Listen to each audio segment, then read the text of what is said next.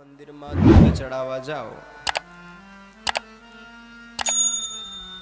ચાર વસ્તુ એવી છે કે જે વર્જ્ય જ છે.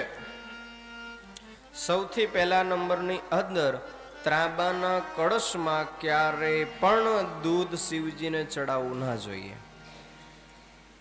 નિષેધ બતાવ્યો છે.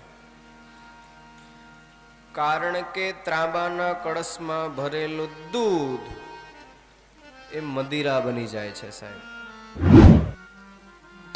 ક્યારે પણ આપણી પાસે હોય કે ના હોય, કોઈ દિવસ ત્રાંબાના કળશમાં દૂધ ચડાવવું ના જોઈએ. પણ અત્યારના સમયમાં કહેવાય છે ને, એક ઘેટું જ્યાં જાય ને એ બધા ઘેટા જાય.